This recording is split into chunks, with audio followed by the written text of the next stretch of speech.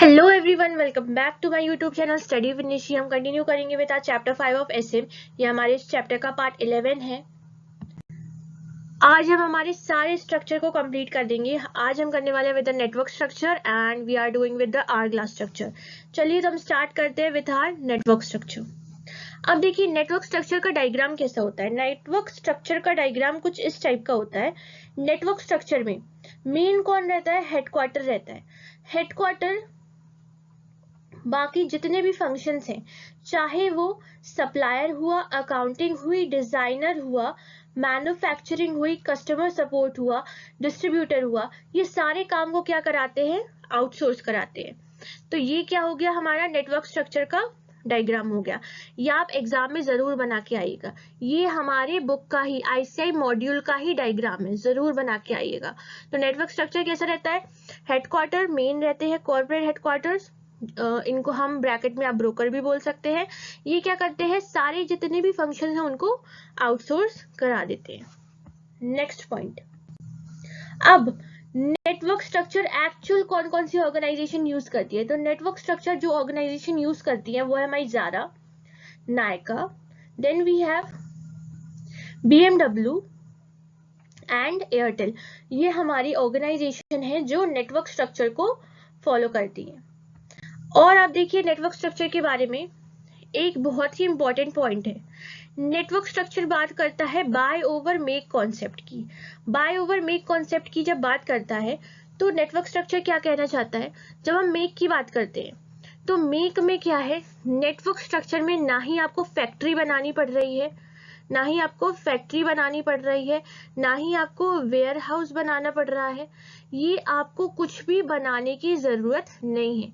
जो traditional approach है make की वो एलिमिनेट हो रही है। अब क्या है? बाय का कॉन्सेप्ट आ गया है। सारा काम क्या होगा? आउटसोर्स होगा। आउटसोर्स किसको आउटसोर्स होगा? जो भी स्पेशलिस्ट है अपने अपने फंक्शंस के, उनको आउटसोर्स होगा। जैसे फाइनेंस का स्पेशलिस्ट कौन होगा? सीए। तो फाइनेंस का काम किसको आउटसोर्स होगा? सीए को, चार्टर्ड अकाउंटेंट को। तो ये हमारा बाय ओवर मेक का कॉन्सेप्ट। अब देखिए नेटवर्क स्ट्रक्चर एग्जाम में आता है तो आप और क्या लिखेंगे? आपने चलिए डायग्राम बना लिया, आपने ये बता दिया कौन कौन सी ऑर्गेनाइजेशन नेटवर्क स्ट्रक्चर फॉलो करती है, बाय ओवर मेक का कॉन्सेप्ट भी बता दिया। अब नेटवर्क स्ट्रक्चर के बारे में और क्या लिखेंगे? A radical organisation design the network structure. Network structure को रेडिकल ऑर्गेनाइजेशन डिजाइन क्यों बोला गया है? रेडिकल का मीनिंग होता है कनेक्टिंग टू द रूट। अब नेटवर्क स्ट्रक्चर में जितने भी फंक्शंस हैं वो काय से कनेक्टेड रहते हैं? फंक्शंस हैं वो काय से कनेक्टेड रहते हैं? हेडक्वार्टर से कनेक्टेड रहते हैं। काय से कनेक्टेड रहते हैं? हेडक्वार्टर से कनेक्टेड रहते हैं। तो इसीलिए नेटवर्क स्ट्रक्चर को रेडिकल ऑर्गेनाइजेशन डिजाइन बोला जाता है। नेटवर्क स्ट्रक्चर को it also termed as non structure. Network structure को नॉन स्ट्रक्चर क्यों बोलते हैं? क्योंकि सारा काम आउटसोर्स करा रहे हैं वो, उनका एक्चुअल में कोई स्ट्रक्चर नहीं है, तो इसीलिए नेटवर्क स्ट्रक्चर को नॉन स्ट्रक्चर बोला जाता है। नॉन स्ट्रक्चर के आप ये देखिए पॉइंट्स। नॉन स्ट्रक्चर कैसे हो गया? Virtual elimination of in house business function. हमने वही बात करी, सारा आउटसोर्स करा रहे हैं, इन हाउस में उनका कोई भी फंक्शन का काम नहीं हो रहा है। And many activities are outsource. तो पहला पॉइंट क्या हुआ? Radical organisation design. Non structure, non structure कैसे हुआ? Virtual elimination of in house business function and many activities are outsourced. और देखिए अब हम देखते हैं कैरेक्टरिस्टिक्स क्या होता है नेटवर्क स्ट्रक्चर का। पहला है headquarter acting as broker. Headquarter कैसा काम करता है? एज अ ब्रोकर काम करता है। देन सैलरीड एम्प्लॉयज की जरूरत नहीं पड़ती है। इट में contract with people, contract basis पे काम होता है। नेक्स्ट पॉइंट, इलेक्ट्रॉनिक मार्केट से जो ट्रांजैक्शन कॉस्ट है वो क्या हो गई है? रिड्यूस हो गई है। Then function are scattered at different geographical location. तो हमारा फर्स्ट पॉइंट है headquarter acting as broker. Salaried employ की बिल्कुल जरूरत नहीं है, कॉन्ट्रैक्ट बेसिस पे काम होता है। इलेक्ट्रॉनिक मार्केट की वजह से ट्रांजैक्शन कॉस्ट रिड्यूस हो गई है। फंक्शन जो है वो डिफरेंट ज्योग्राफिकल लोकेशन पे स्कैटर्ड है। स्कैटर्ड कैसे? अब मान लीजिए आपका हेडक्वार्टर्स कहाँ पे है? मुंबई में हुआ, हो सकता है फंक्शन जो ऑपरेट हो रहे हो वो पूना से हो रहा हो, और कोई मैन्युफैक्चरिंग का काम जो है वो कहाँ से हो रहा हो, हैदराबाद से हो रहा हो। तो इस तरीके से ये जोग्राफिकली स्कैटर्ड है फंक्शंस। नेक्स्ट देखिए, जो ऑर्गेनाइजेशन नेटवर्क स्ट्रक्चर को फॉलो करती है उनको हम क्या बोलते हैं, वर्चुअल ऑर्गेनाइजेशन बोलते हैं। जो भी ऑर्गेनाइजेशन इस मैनर में ऑपरेट होती हैं they are called as virtual organisation. अब वर्चुअल ऑर्गेनाइजेशन के बारे में आप और क्या लिख सकते हैं, composed of a series of project group or collaboration linked by constantly changing non-hierarchical co-web like network। कोई भी हायरार्की नहीं होती है, co-web like network रहता है, मतलब ऑनलाइन नेटवर्क है, वर्चुअल नेटवर्क है। तो ऐसी ऑर्गेनाइजेशन को वर्चुअल ऑर्गेनाइजेशन बोलते हैं। फर्स्ट पॉइंट हुआ हमारा series of project and group, non hierarchical and cobweb like structure. Next, अब नेटवर्क स्ट्रक्चर कहाँ पे यूजफुल है, नेटवर्क स्ट्रक्चर तब यूजफुल होता है जब इन्वायरमेंट अनस्टेबल हो और अनस्टेबल ही रहने वाला हो। इस केसेस में नेटवर्क स्ट्रक्चर बहुत अच्छे से ऑपरेट करता है। अब हम देखते हैं नेटवर्क स्ट्रक्चर के एडवांटेजेस क्या होते हैं। फर्स्ट एडवांटेज देखते हैं नेटवर्क स्ट्रक्चर का। पहला एडवांटेज है नेटवर्क स्ट्रक्चर का लो कॉस्ट सब कॉन्ट्रैक्टिंग मैन्युफैक्चरिंग। लो कॉस्ट कैसे हुआ, सब कॉन्ट्रैक्टिंग से लो कॉस्ट कैसे हो गया। अब देखिए, अगर नेटवर्क स्ट्रक्चर फॉलो नहीं करती ऑर्गेनाइजेशन तो कोई ना कोई स्ट्रक्चर तो फॉलो करना पड़ता। अब उसके लिए उन्हें क्या बनाना पड़ता, फैक्ट्री बनानी पड़ती, ऑफिस बनाना पड़ता, एम्प्लॉयज हायर करने पड़ते, वेयर हाउस बनाने पड़ता अगर कोई मैन्युफैक्चरिंग से रिलेटेड है। तो किस कौन कौन से कॉस्ट बन गए, वेयर हाउस का रेंट का या मैन्युफैक्चरिंग का कॉस्ट बच गया, देन फैक्ट्रीज का रेंट का मैन्युफैक्चरिंग का कॉस्ट बच गया। Same with the office, office में इलेक्ट्रिसिटी का लगता, स्टेशनरी का लगता और एम्प्लॉयज की जो रिफ्रेशमेंट है उनका लगता, ये सारे कॉस्ट लगते।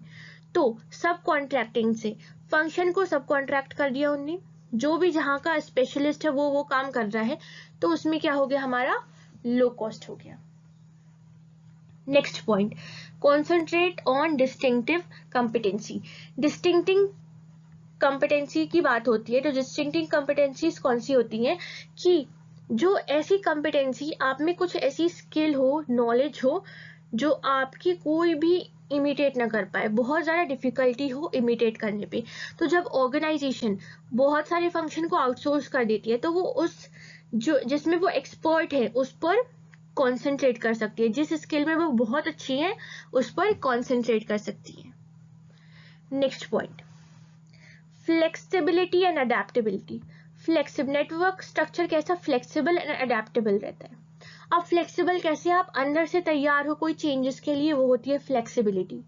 मतलब नेटवर्क स्ट्रक्चर में ऑर्गेनाइजेशन पहले से प्रिपेयर रहती है चेंजेस के लिए।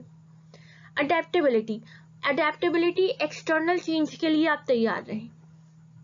एक्सटर्नल चेंज जैसे इन्वायरमेंट में कोई भी चेंजेस आता है, इन्वायरमेंट अनस्टेबल, अभी हमने बात करी थी कहाँ यूजफुल रहेगा, अनस्टेबल। अगर इन्वायरमेंट अनस्टेबल है तो भी वो उसको एक्सेप्ट कर पाए। तो नेटवर्क स्ट्रक्चर हम में क्या रहती है, flexibility and adaptability. Next point, gathering efficiency. Efficiency का मतलब क्या होता है, एफिशिएंसी का मतलब होता है कि कम टाइम में कम एफर्ट्स के साथ और ऑप्टिमम यूटिलाइजेशन ऑफ रिसोर्सेज के साथ काम करना। तो जब नेटवर्क स्ट्रक्चर में एफिशिएंसी अचीव हो जाती है। अब देखिए, हम बात करते हैं अब डिसएडवांटेज, नेटवर्क स्ट्रक्चर्स के डिसएडवांटेज। पहला डिसएडवांटेज देखते हैं। पहला डिसएडवांटेज है हमारा availability of numerous potential partners be a source of trouble. Numerous potential partner की बात हो रही है, आप अपना काम आउटसोर्स कर रहे हैं, वो भी फंक्शनल स्पेशलिस्ट को, जिनमें वो पोटेंशियल है, उनको आप अपनी पूरी इंफॉर्मेशन दे रहे हैं, वो आपके काम को इमिटेट कर सकते हैं। तो ये क्या है, सोर्स ऑफ ट्रबल। आपकी इंफॉर्मेशन से आपके प्रोडक्ट या आपकी सर्विसेज जो भी आप प्रोवाइड कर रहे हैं उसको इमिटेट कर सकते हैं। तो ये क्या हो गया, be a source of trouble, क्योंकि उनके पास बहुत ज्यादा इंफॉर्मेशन रह सकती है। नेक्स्ट पॉइंट है हमारा risk of choosing wrong function. आप कितना भी एनालिसिस कर लो, ये पॉसिबिलिटी जरूर रहेगी कि आप किसी अपना कोई ऐसा फंक्शन किसी ऐसे को आउटसोर्स कर दो जो उसमें एक्सपर्टी ना हो, जो उसको अच्छे से संभाल ही ना पाए। नेक्स्ट पॉइंट है हमारा एम्प्लॉयज जो हैं, एम्प्लॉय में कॉन्फिडेंस की कमी आ सकती है। अब हेडक्वार्टर्स तो आप इस बेसिस पे सिर्फ नहीं चलाएंगे कि उसको सिर्फ एक सीईओ चला रहे हैं, हेडक्वार्टर्स चलाने के लिए भी एम्प्लॉयज लगेंगे, और जब आप फंक्शन आउटसोर्स करेंगे तो एम्प्लॉयज को वो कॉन्फिडेंस डेवलप नहीं होगा, वो सिर्फ आपके प्रोडक्ट के ही आसपास ही काम कर पाएंगे, सिर्फ वो मॉनिटर ही कर पाएंगे, तो उनके अंदर वो कॉन्फिडेंस नहीं बढ़ पाएगा। आइए अब हम आते हैं हमारे आवर ग्लास स्ट्रक्चर पर। आवर ग्लास स्ट्रक्चर आप देखिए नाम से और यहाँ पे इमेज से देखिए आवर ग्लास स्ट्रक्चर कैसा रहता है, ऐसा रहता है। आवर ग्लास स्ट्रक्चर में क्या रहता है कि ये जो है मैनेजमेंट मिडिल लेवल जो है, ये क्या होता है, मिडिल मैनेजमेंट श्रिंक हो जाता है। अब देखिए नेटवर्क स्ट्रक्चर कौन सी ऑर्गेनाइजेशन फॉलो करती है, नेटवर्क स्ट्रक्चर जो ऑर्गेनाइजेशन फॉलो करती है वो है जियो एंड फ्लिपकार्ट। जब हमारा अगला स्ट्रक्चर फॉलो नहीं होता था तब ये वाला स्ट्रक्चर फॉलो किया जाता था। यहाँ पे क्या है, टॉप पर कम मैनेजमेंट के लोग रहते थे, मिडिल में फिर वो थोड़े से इंक्रीज हो जाते थे, देन लोअर में वो और ज्यादा इंक्रीज हो जाते थे। लेकिन ये चेंज हो गया, ये चेंज किसकी वजह से हुआ, ये ट्रेडिशनल स्ट्रक्चर जो है वो चेंज हुआ हमारे आवर ग्लास स्ट्रक्चर की वजह से। अब आवर ग्लास स्ट्रक्चर कैसा हुआ, आवर ग्लास स्ट्रक्चर में टॉप जो है वो वाइड हो गया, then middle narrow and then the bottom will be the widest. ऐसा कैसे हुआ, जो नैरो है मिडिल मैनेजमेंट नैरो क्यों हुआ, ये हुआ हमारा टेक्नोलॉजी की वजह से, ये हुआ हमारा व्हाट्सएप की वजह से, ये हुआ हमारी सोशल मीडिया की वजह से। क्योंकि जो भी इंफॉर्मेशन है अब टॉप के जो मैनेजमेंट है वो डायरेक्ट बॉटम मैनेजमेंट को दे सकते हैं। अब हम देखते हैं इसके एडवांटेज। देखिए आप, और आप आवर ग्लास स्ट्रक्चर के बारे में ये देख सकते हैं, इसने ट्रेडिशनल जो स्ट्रक्चर का उसको जो है वो रिमूव करा, श्रिंक हो गया मिडिल मैनेजमेंट। श्रिंक क्यों हुआ, सोशल मीडिया टेक्नोलॉजी इसकी वजह से श्रिंक हुआ। और हम देखते हैं एडवांटेज, आवर ग्लास स्ट्रक्चर के एडवांटेज क्या होते हैं। So hourglass structure has obvious benefit, reduced cost, middle management कम गए तो कॉस्ट ऑब्वियसली रिड्यूस हो गई, enhancing responsive by simplifying decision making, decisions लेने में सिंप्लीफिकेशन हो गया, decisions making authority shifted close to the source of information. अब डिसीजंस कौन बनाते थे, टॉप मैनेजमेंट बनाते थे, मिडिल मैनेजमेंट बिल्कुल श्रिंक हो गया, और जो बॉटम वाले हैं वो ज्यादा से ज्यादा कनेक्ट किसके साथ हो पा रहे हैं, टॉप मैनेजमेंट के साथ। तो इंफॉर्मेशन किसके पास रहती है, बॉटम मैनेजमेंट के पास रहती है। बॉटम वाले जो है अब इजीली इंफॉर्मेशन जो डिसीजन मेकर्स हैं टॉप मैनेजमेंट उन तक पहुंचा सकती है।